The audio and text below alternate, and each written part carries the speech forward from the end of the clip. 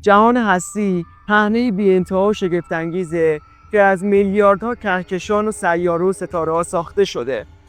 در میان این عظمت ما همواره به دنبال درک جایگاه خودمون و پیدا کردن جواب سوالاتی هستیم که آیا به جز ما کسای دیگه هم هستن که تو سیاره‌های دیگه زندگی بکنن یا نه.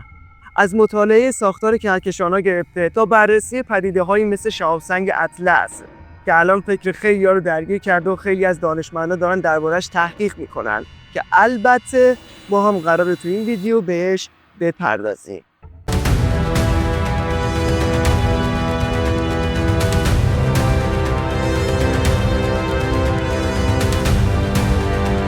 Five, four, three, two, one.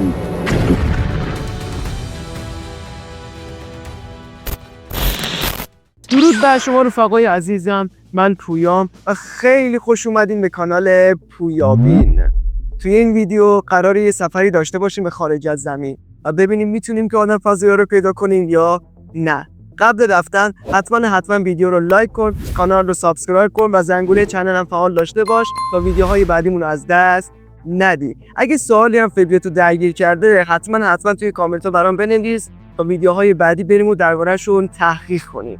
از تا دیر نشده بریم تو کارش. کهکشان‌ها ساختارهای عظیمی از جهان هستی هستند که از میلیاردها ستاره، سیاره، غبار، گاز و ماده تاریک تشکیل شده‌اند. اونها در واقع جزیره‌های از ستارگان در اقیانوس بی‌پایان کیهانند. دانشمندان برآورد می‌کنند که در جهان قابل مشاهده بیش از 2 تریلیون کهکشان وجود داره. هر کدوم با اندازه، شکل و جمعیت ستاره‌ای متفاوت. بعضی از اونها کوچیک و فشرده‌اند و برخی دیگه مانند کهکشان آندرومدا یا راه شیری پهنه‌های پهناور با صدها میلیارد ستاره دارند. کهکشان‌ها از نظر شکل معمولاً در 3 نوع اصلی دسته‌بندی میشن. مارپیچی مثل کهکشان راه شیری که بازوهای چرخان داره و ستارگان در آن به صورت دیسکی در حال چرخشند. بیضوی شکلی گرد یا کشیده دارند و اغلب کهکشان‌های پیرتر و کم نورتر هستند. نامنظم بدون نظم و ساختار مشخص، معمولاً حاصل برخورد یا ادغام کهکشان‌های دیگرند. در مرکز بسیاری از کهکشان‌ها از جمله کهکشان ما یک سیاهچاله ابرپرجرم قرار داره که نقش مهمی در پویایی و شکلگیری اونها دارد. این سیاهچاله‌ها میتونن میلیون‌ها تا میلیاردها برابر جرم خورشید باشند. کهکشان‌ها در فضا به صورت تنها حرکت نمی‌کنند. اونها معمولاً در گروه‌ها و خوشه‌های بزرگتر جمع شده‌اند و حتی این خوشه‌ها نیز خود بخشی از ساختارهای عظیمتری به نام ابرخوشه‌های کهکشانی هستند. نوری که از دورترین کهکشان‌ها به ما میرسه میلیاردها سال در راه بوده. یعنی وقتی به اونها نگاه می‌کنیم در واقع داریم گذشته جهان رو می‌بینیم. این ویژگی باعث میشه که مطالعه کهکشان‌ها یکی از کلیدهای اصلی برای فهم تاریخ و تکامل کیهان باشه. در نهایت کهکشان‌ها نه فقط محل تولد و مرگ ستارگانند، بلکه جایگاه شکلگیری منظومه‌ها، سیارات و شاید هم حیات در گوشه از این جهان بی‌پایان هستند. در چند دهه اخیر بشر فهمیده که زمین تنها سیاره خاص جهان نیست. با پیشرفت تلسکوپ‌ها و مأموریت‌هایی مثل کپلر، تس و جیمز وب، دانشمندان هزاران سیاره بیرون از منظومه شمسی کشف کردند. این سیارات رو فراخورشیدی می‌نامند. تا امروز بیش از 5500 سیاره فراخورشیدی تایید شده‌اند و بسیاری از آنها در مناطقی قرار دارند که احتمال وجود آب و حیات رو ممکن می‌سازد. دانشمندان برای ارزیابی شانس زندگی در یک سیاره به چیزی به نام منطقه قابل سکونت توجه می‌کنند. یعنی فاصله از ستاره میزبان که در آن دما به اندازه‌ای است که آب مایع میتونه وجود داشته باشه. اگه سیاره خیلی نزدیک باشه آب بخار میشه و اگه خیلی دور باشه خب معلومه دیگه یخ میزنه. زمین هم دقیقاً در این ناحیه قرار داره. تا الان هیچ مدرک قطعی از وجود حیات در خارج از زمین پیدا نشده. تلسکوپ جیمز وب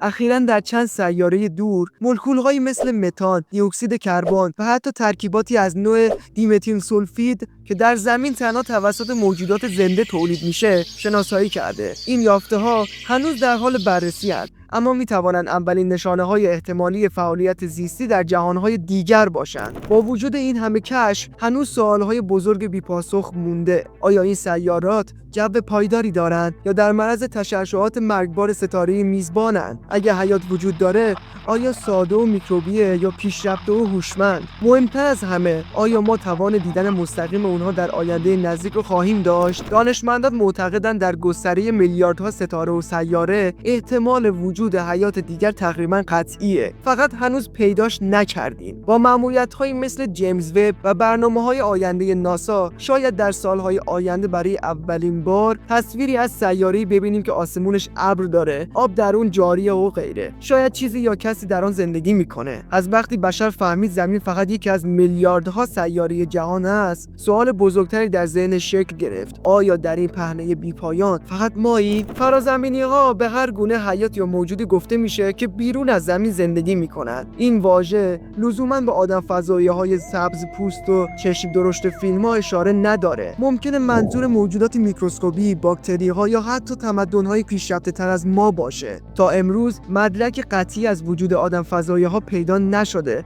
اما نشونه‌های غیر مستقیم زیادی وجود داره که ذهن دانشمندان رو درگیر کرده. در فضا ترکیباتی پیدا شده که ماده اولیه حیات هستند، یعنی همون چیزهایی که روزی روی زمین باعث تولد اولین سلول‌ها شدن. در سیارات و قمرهای منظومه شمسی، آب، یخ و گازهای مثل متان شناسایی شدن، موادی که روی زمین معمولاً با فعالیت زیستی همراهن. اگه این همه سیاره در جهان هست، پس بقیه کجان؟ اولنش فاصله ها خیلی زیاده. حتی اگه تمدن‌های دیگری هم باشه، فاصله میان ستاره اونقدر زیاده که پیام‌ها یا فضاپیماهاشون به ما نمیرسه. ممکنه اونا وجود داشته باشن، اما ما هنوز توانایی شناساییشون رو نداشته باشیم. شاید روش ارتباطیشون اصلا رادیویی نباشه یا از فناوری‌های استفاده کنن که ما هنوز درکش نمی‌کنیم. بالون‌های تحقیقاتی، ماهواره‌ها، شهاب سنگ‌ها یا خطاهای دید. ناسا و وزارت دفاع آمریکا در سالهای اخیر بررسی‌هایی درباره این پدیده‌ها انجام دادند تا بین ناشناخته و فرازمینی تفاوت قائل بشن. تا این لحظه هیچ مدرکی که نشون بده این اجسام منشأ غیرزمینی دارن وجود نداره، اما این موضوع همچنان در حال بررسیه. بعضی دانشمندان معتقدند اگه تمدن‌های پیشرفته وجود داشته باشن، احتمالاً در سکوت زندگی میکنن. شاید به عمد از ما دوری میکنن تا در تکامل طبیعی ما دخالت نکنن. حالا میریم سراغ شهاب سنگ که الان خیلی هم بحثش داغه. یه سنگ فضایی باستانیه که تقریباً 4.5 میلیارد سال قدمت داره. یعنی همزمان با تولد منظومه شمسی این سنگ هم شکل گرفته. ترکیبش عجیب و خاصه، پر از مواد عالی، آمینو اسیدها و عناصر کمیاب که حتی تو بیشتر شهاب سنگ‌ها دیده نمیشه. ساختارش هم عجیب و پیچیده است. حفره‌ها، بلورهای رنگارنگ و لایه‌های متفاوت داره که دانشمندان میگن میتونه رازهای تاریخ اولیه جهان و تشکیل منظومه شمسی رو بهمون بگه. نمونه‌هاش تو آزمایشگاه‌های ناسا و موزه‌های فضایی بررسی شدن که هنوز دانشمندان دارن کشف میکنن که این سنگ دقیقاً چه داستانی داره. شهاب سنگ‌ها معمولاً خودشون هم جذابن، ولی اطلس یکم عجیب‌تر و پیچیده‌تره. وقتی اطلس وارد جو زمین میشه یا میخوره به زمین، بعضی شاهدان میگن اشیا و نورهای عجیبی دیدن.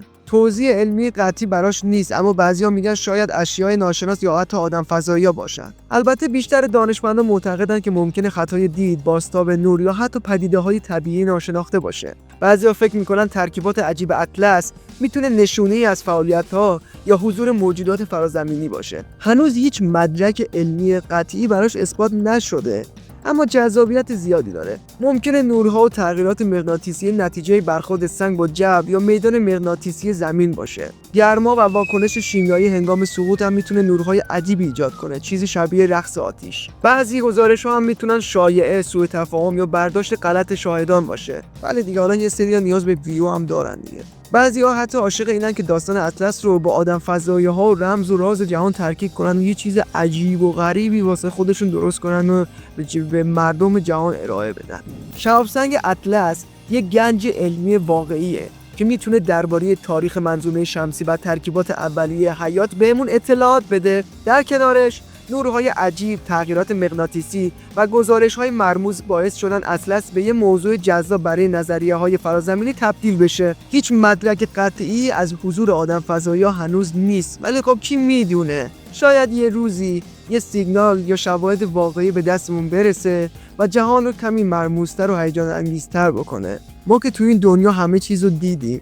کی میدونه؟ شاید فردا پس فردا هم آدم فضایی رو هم دیدی. والا. خب دوستان عزیز، امیدوارم که از ویدیو لذت برده باشین. لایک و سابسکرایب یادتون نره. حتما نظراتتون رو توی کامنت ها برام بنویسید. این دنیا اونقدر بزرگ هست که اگه بخواید درباره همه چیزش بدونی، باید جامون رو با خدا عوض کنید. پس از زندگیتون لذت ببرین و از تک تک ثانیه های این زمان استفاده کنید. روز و روزگارتون خوش. تا ویدیوهای بعدی میبینم.